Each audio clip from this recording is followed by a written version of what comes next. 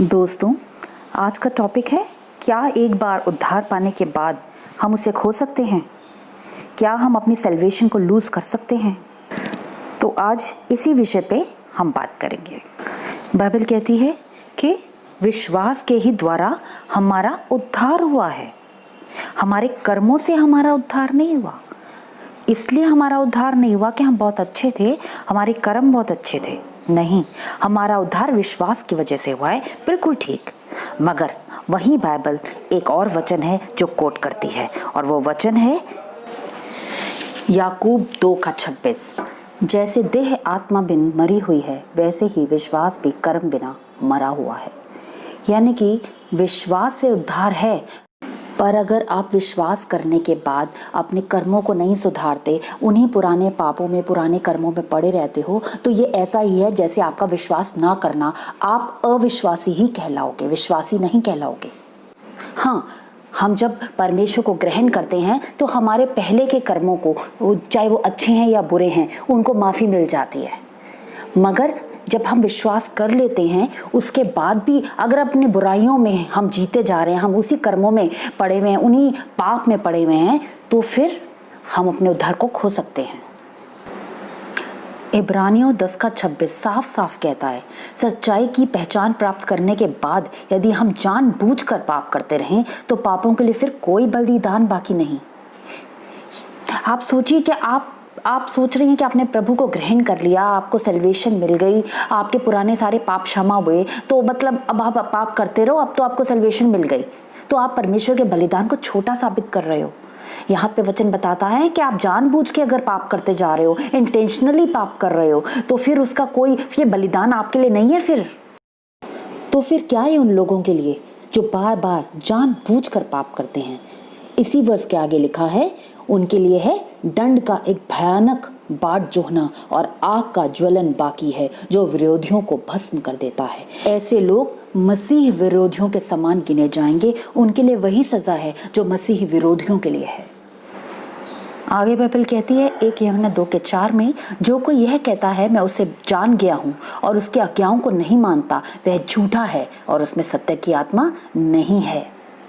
यानी कि आप मानकर, विश्वास करके, सैल्वेशन प्रेयर करके भी पाप में पड़े हो, तो इसका मतलब आप झूठ बोल रहे हो। आपने जो भी अंगीकार किए अपने पापों के, वो झूठे थे, क्योंकि आपने अपने दिल से ऐसा नहीं किया।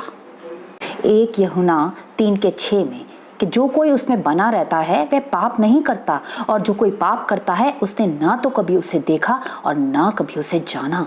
यानी कि जो जानबूझ के बार बार सैल्वेशन के पाने के बाद भी पाप करता रहता है, तो इसका मतलब वो परमेश्वर को कभी जाना ही नहीं, उसने कभी विश्वास किया ही नहीं, उसने कभी उद्धार पाया ही नहीं।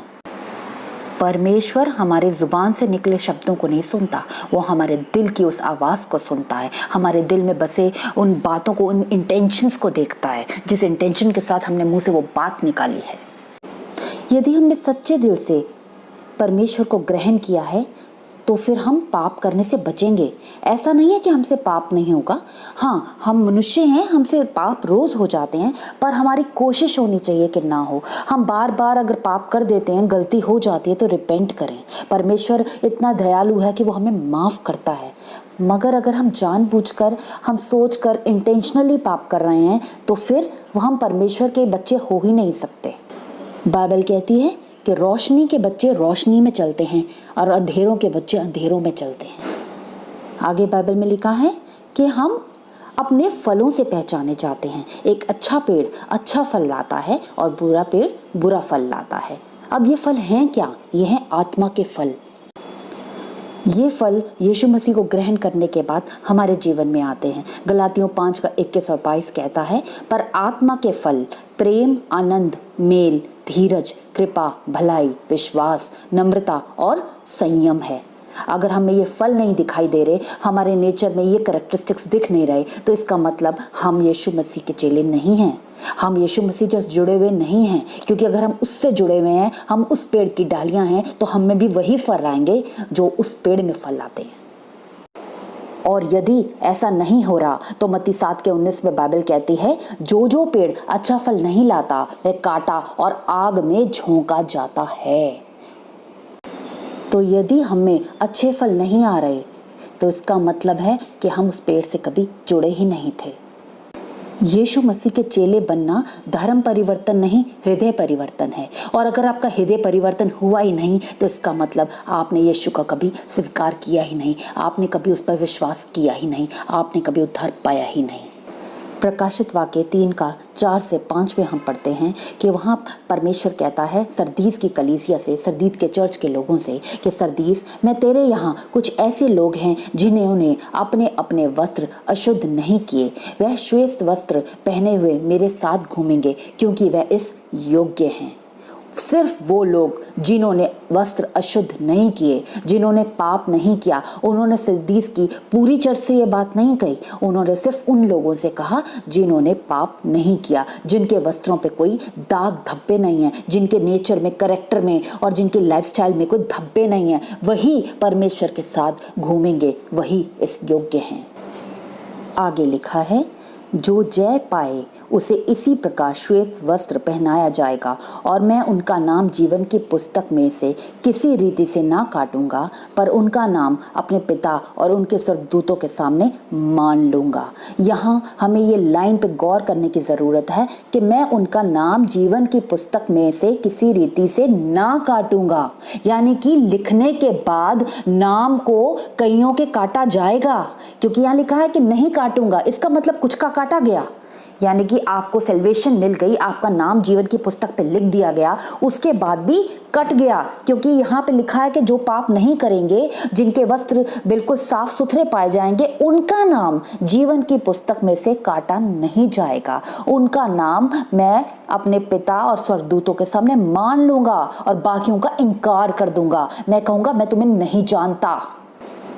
बाइबल बताती है कि उस वक्त बहुत से लोग यीशु मसीह को कहेंगे कि यीशु मसीह, मैंने तेरे नाम से दुष्ट आत्माएं निकाली, मैंने तो तेरे नाम से बड़े बड़े आश्चर्य कर्म किए। और यीशु मसीह कहते हैं उस वक्त मैं पिता के सामने कहूँगा कि मैं तुम्हें नहीं जानता।